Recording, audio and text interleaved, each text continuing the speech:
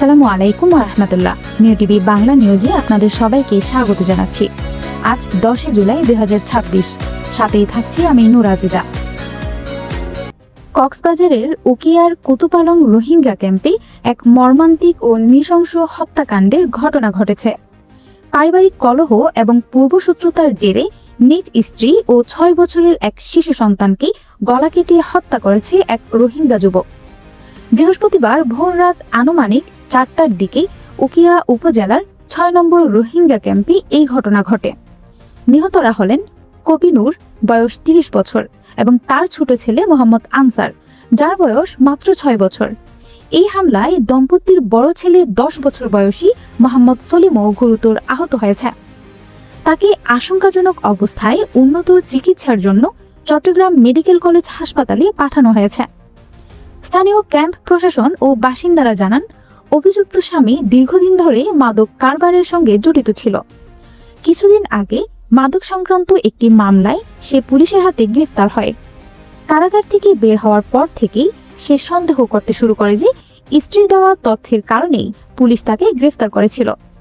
এই ক্ষোভ ও পারিবারিক বিরোধের জেরে বৃহস্পতিবার ভোরে সে প্রথমে তার স্ত্রীকে ধারালো অস্ত্র দিয়ে আঘাত করে। পরবর্তীতে সন্তানরা বিষয়টি দেখে ফেলায় ক্ষিপ্ত হয়ে তাদের উপরও হামলা চালায় ঘাতক স্বামী। এতে ঘটনাস্থলেই মা ও ছোট ছেলের মৃত্যু হয়। ঘটনার পরপরই অভিযুক্ত ব্যক্তি ক্যাম্প থেকে পালিয়ে যায়। খবর পেয়ে ঘটনাস্থলে পৌঁছায় উকিয়া থানা পুলিশ এবং 14 আর্মড পুলিশ ব্যাটালিয়ন এপিবিএনের সদস্যরা। মরদেহ দুটি উদ্ধার করে ময়নাতদন্তের জন্য কক্সবাজার জেলা সদর হাসপাতাল মর্গে পাঠানো হয়েছে। আইনশৃঙ্খলা রক্ষাকারী বাহিনীর পক্ষ থেকে জানানো হয়েছে, ঘটনার পর থেকেই ঘাতক স্বামীকে গ্রেফতারের জন্য ক্যাম্পের চারপাশে চিরুনি অভিযান শুরু হয়েছে।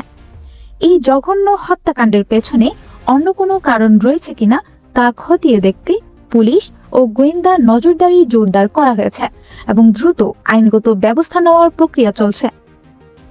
কক্সবাজারের উকিয়া ও টেকনাফের রোহিঙ্গা আশ্রয় শিবিরগুলোতে টানা ভারী বর্ষণ, আকস্মিক বন্যা এবং পাহাড় ধসে ব্যাপক প্রাণহানি ও ক্ষয়ক্ষতির ঘটনা ঘটেছে। গত 4 জুলাই রাত থেকে 9 জুলাই দুপুর পর্যন্ত মাত্র কয়েকদিনের টানা প্রাকৃতিক দুর্যোগে অন্তত 15 জন রোহিঙ্গা শরণার্থীর মৃত্যু হয়েছে। এই মর্মান্তিক প্রাণহানির ঘটনায় গভীর শোক প্রকাশ করেছে জাতিসংঘের শরণার্থী সংস্থা UNHCR। বৃহস্পতিবার বিকেলে সংস্থাটির বাংলাদেশ প্রতিনিধি ইভো ফ্রেইসেন এক বিবৃতিতে নিহতদের পরিবারের প্রতি গভীর সমবেদনা জানান।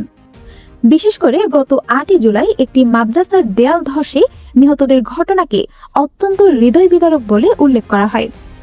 রোহিঙ্গা কোঅর্ডিনেশন প্ল্যাটফর্ম বা RCPর তথ্য অনুযায়ী এই কয়েকদিনে ক্যাম্পগুলোতে 95টি ভূমিধস, 156টি জড়ো হাওয়া এবং 21টি আকস্মিক বন্যার ঘটনা রেকর্ড করা হয়েছে।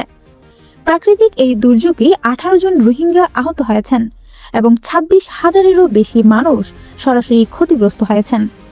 এছাড়া প্রাণ বাঁচাতে সাময়িকভাবে নিরাপদ স্থানে আশ্রয় নিয়েছেন 4,000-এর বেশি শরণার্থী। ভারী বর্ষণের কারণে ক্যাম্পের 2,800-এরও বেশি ঘরবাড়ি আংশিক বা সম্পূর্ণ বিধ্বস্ত হয়েছে। সেই সঙ্গে ক্ষতিগ্রস্ত হয়েছে শিক্ষাকেন্দ্র, স্বাস্থ্যসেবা কেন্দ্র এবং পানি ও স্যানিটেশন অবকাঠামো সহ গুরুত্বপূর্ণ বহু স্থাপনা। বর্তমানে বাংলাদেশ সরকারের সাথে সমন্বয় করে বিভিন্ন মানবিক সংস্থা উদ্ধার অভিযান, নিরাপদ স্থানে স্থানান্তর, খাদ্য ও জরুরি চিকিৎসা সহায়তা অব্যাহত রেখেছে। তবে আবহাওয়া অফিসের পূর্বাভাস অনুযায়ী আগামী 11 জুলাই পর্যন্ত ভারী বৃষ্টিপাত অব্যাহত থাকার সম্ভাবনা থাকায় ক্যাম্পগুলোতে নতুন করে পাহাড় ধসের চরম ঝুঁকি তৈরি হয়েছে।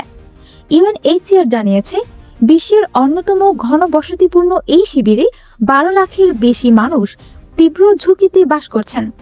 দীর্ঘদিনের অর্থায়ন সংকট এবং পর্যাপ্ত জমির অভাবে টেকসই অবকাঠামো তৈরি করা সম্ভব হচ্ছে না। তাই ঝুঁকি আরও বাড়ার আগেই আন্তর্জাতিক সম্প্রদায়কে পর্যাপ্ত অর্থায়ন ও দীর্ঘমেয়াদী সুরক্ষায় এগিয়ে আসার আহ্বান জানিয়েছে সংস্থাটি।